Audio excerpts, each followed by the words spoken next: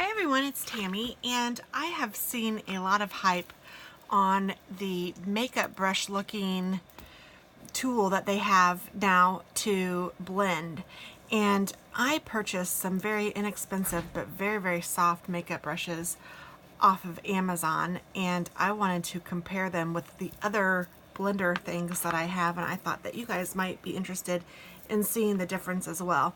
So I have some Distress Oxide, and then I also have some regular just ink from an ink pad, and I have 4 pieces of paper that I'm going to put a little under sheet on, I guess. And I thought that I would try a sponge, a little finger dauber, this thing that we all use, and this. So the benefits of this, from what I understand, is that it's not supposed to take as much ink. It's not supposed to hold ink, so it won't take much to clean this. You can use pretty much the same one for every color that you have because it won't have a lot of pickup, and it's supposed to blend really well, or at least, you know, like be really easy to maneuver. So let's go ahead and get started with the Distress Oxide. I'm using the Faded Jeans. It doesn't matter what color you use. I just thought I'd use a blue and a green. I picked up this first, so let's do this one first. This is kind of my go-to one. And I'm just going to start off the edge, and I'm going to try to do the same technique for all of them. And I'm just going to bring it in until it runs out of ink, I think. And that way you guys can see how far it goes and what it looks like. So that's what I have so far. I mean, it's pretty, I don't know, it's soft. It looks nice. I don't know, it's okay. So there's that one for that. I'm going to go ahead and take that off because I will need to use one for the green one. So I do have to change pad things, which isn't a big deal really, but just something else. So there's that. And then I'm going to ink this up, and I'm going to use the same kind of technique, although nope, that is a smaller piece. I can feel a difference for sure.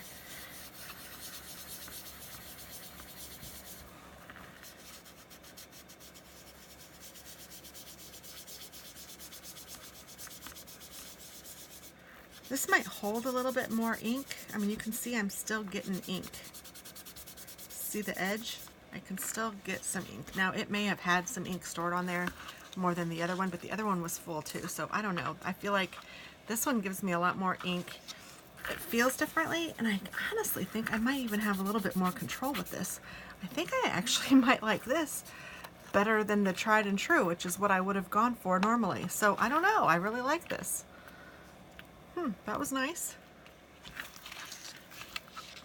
Now let's try just a sponge. Get some ink on there. Now this gives you a little texture. It doesn't go very far. It's kind of messy. This will do in a pinch, but this is not something that I would want to use on a regular basis. And you can see it's a rough as compared to like a smooth finish that the other two provide. So let me write on here before I forget which is which. So this one is, I'm going to put handle, meaning that. This one is finger.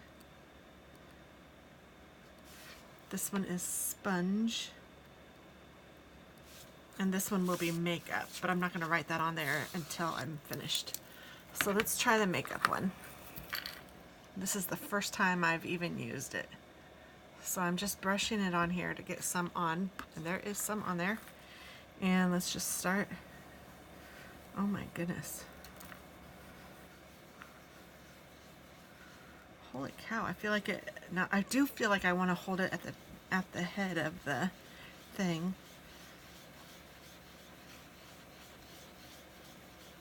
Gosh, I do feel like it gives you a lot of leverage and a lot of, I feel like I'm able to apply it very evenly and smoothly. Oh, I smudged it with my finger. And then I have this. Look at that. There's like none on there. No residual. It doesn't even look like there's anything on here. I'm trying to get it off, but there is none. So let me write makeup on here now. This really might be a game changer. I was not necessarily a believer. I don't know though. I kind of like the look of this cloudy look a little bit better maybe than that. And it could just be because this is Distress Oxide ink, or it could be because maybe I wasn't holding it the same way. Okay, that looks a little nicer if I'm holding it by the handle, or by the head and not by the handle. Gosh. I don't know. I'll do the other one with the handle. That is just crazy. There's nothing on there. Let's see. See, there is stuff still on this. There is stuff still on that. And I didn't use this, but I used this. Yeah, you can definitely get stuff on there. And you can see, oh, I just poked a hole in that with my fingernail too. You can see that there's still stuff on all of these, you know, that is wasted because it's stuck on the tool. But there is nothing stuck on here. That didn't even change the color, and that was a blue. And I'm going to use the same one for the green. Now these were inexpensive, like I said, from Amazon. These are not the expensive brand name one that I don't even know the name of, honestly. Has a kind of a strange name. There's a hair sticking up here. That's what you get from inexpensive ones, maybe. There. So let me close this color, and I'm going to do the same ones with the regular ink from Stampin' Up. Just because these are the two kinds of ink that I tend to use the most. And I think I will start with the same thing. I will use the handle brush first. So I'm just going to take this, get this inky.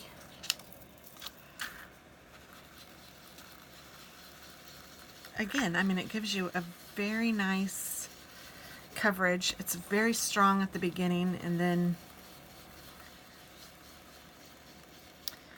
I mean, it blends well. It like makes a nice ombre effect. I don't know if that's the right word, but you know, it goes from dark to light, if that's what you like. There is still some residual on this, and I can get it to come off. I don't know if you can see that, but there is green that's still on here that will come off. I think I'll just leave that on there. Let's try the handle, or the finger. So this was a brand new one. I didn't show you that, but it was brand new. There was nothing on here.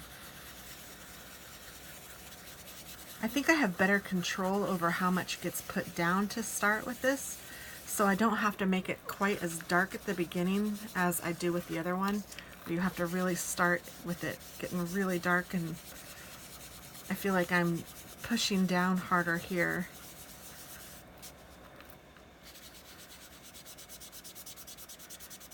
And it is nice, and there is still some ink on here. I can see it like deep inside there even, and you can get it to come off on here. And then I have a green sponge.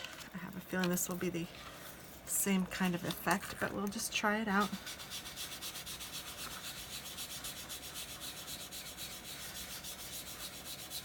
I actually like it better with the ink than I do with the Distress ink. It's a little nicer, and you can get a nice effect where it's light, but you do have to push hard, and there is a lot of product still left in the sponge. So again, this is probably my least favorite so far of those three, but these two look fairly the same, except for it started out really dark. This is the handle one, yeah. And then let's try the makeup brush. So I'm going to use the same brush, and I'm going to hold it by the, actually, I don't know. Maybe I won't hold it by the head. I'll do it the same way I did the other one. Start off. Look how light you can get it. That is really cool. And then let me go holding the head. I mean, and it really takes off all of the color. I like that you can start it so lightly. I'm going to get a little bit more ink on here. And I want it to be a little darker, so I'm pushing a little harder. But gosh, that's really nice. And I feel like it goes a long way. I mean, I've covered this whole sheet.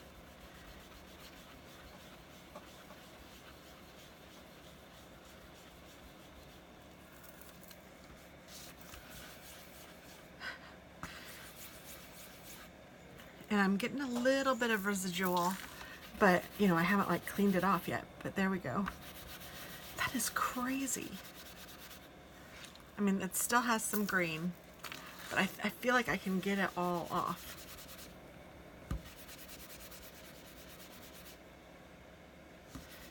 That is so cool. Like, I really feel like I could use this again and again. I do see a little bit of green on my bristles.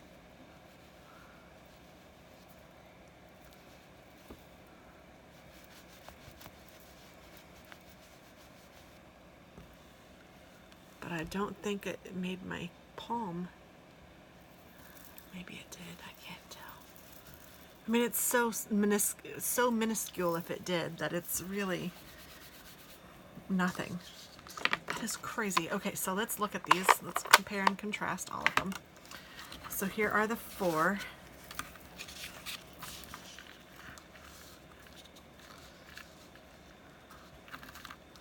They're all okay. I mean, and they all would maybe have their purpose, but if I don't know, gosh. I think honestly the makeup is my favorite, followed by the finger, which I'm surprised at. I think this one is the finger one. Yep. And then this one, and then this one. So this is the order that I would say that I like them best in. And it is, well, here, let's just put the makeup brush, the finger dauber,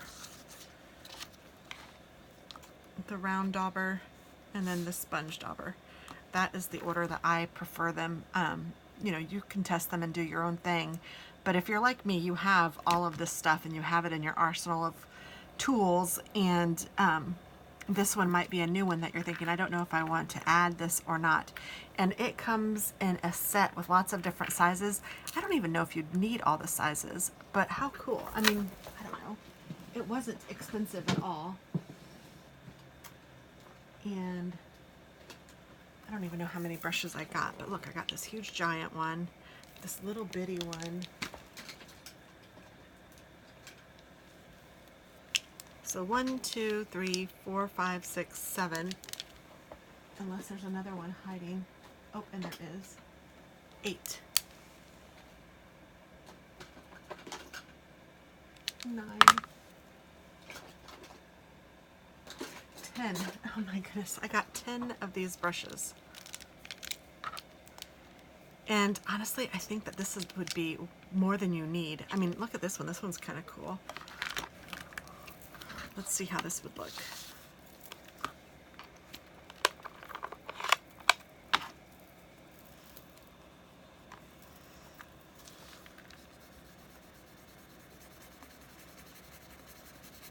I mean, they all do the same kind of thing, so it doesn't really matter what size or shape they are. But I mean, it's kind of neat to be able to think that you could do, like, maybe even with this circly one, maybe you want to do like a little roundy circle, you know, and you can start it really small, making it really dark just in the center because it's so little and small. I mean, I don't know, it's kind of cool. And I love that it like virtually wipes clean. That is awesome. So I would highly recommend the makeup brush. I think it's a great idea. I don't know whose idea it was, but thank you, crafter, for coming up with that, because it is really cool, and I am definitely going to be using these much more often. So thanks for watching, and I hope this helps you, and have a wonderful day. Bye-bye.